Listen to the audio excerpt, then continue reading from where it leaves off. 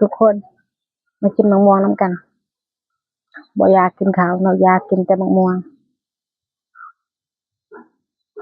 อย่าประแดงใส่ข้าวคั่วเนาะมาเด้อมาเด้อ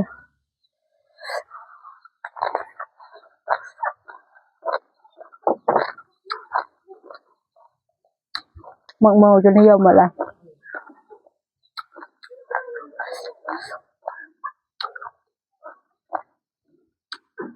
อยู่คนเดียวกินคนเดียวทุกคน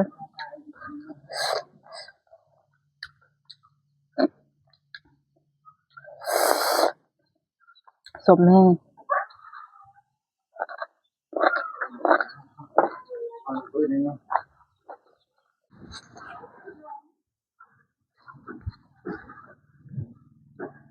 มาเด้อมาเด้อ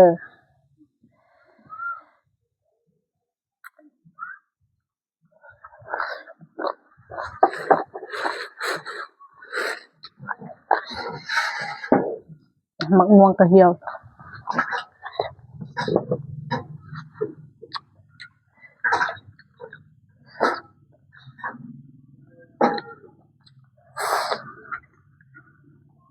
กินแล้วเจ็บท้องทุกคน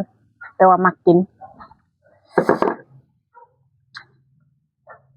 ถ้ามือใดอันข้าวเช้ากินอันมะม่วงนี่แสดงว่าบ่ปกติแล้วเนาะปกติก็คือกินยายังไม่ได้กินยามนั้นเนาะบางทีกินเนาะกลางคืนความอันยาค่ะนะความมักกินนะเวลากินกับปลาแดกแต่มันคือมีข้าวคั่วนำได้ถ้าบ่มีข้าวคั่วกินบ่แซ่บอีกแล้ว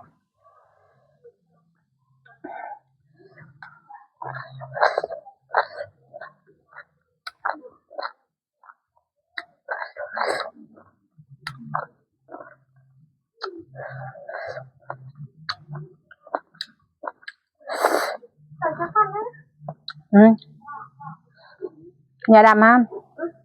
8,000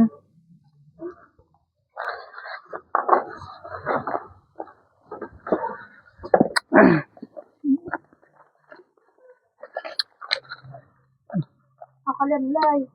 2,000เอากระเล็มรอดแกลมร้อนยังบ่แข็งได้แต่ก่อนเดียวเอาบ่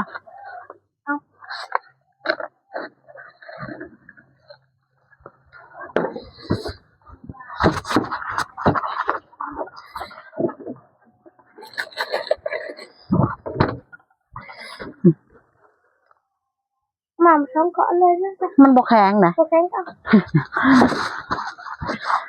แข็งก็เอามันเซียนคือเจอละ5กระแสเนาะ5กระเฮ็ดมื้อนี้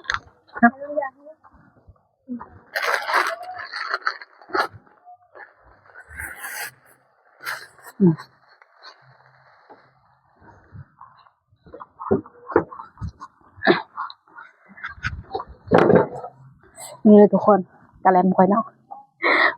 เห็นบ่ทันลูกค้าเนาะลูกค้าบางคนอันเย็นซื่อๆก็กินเนาะเพราะว่าอากาศมันร้อนสิขายดีขนาดอันกะแลม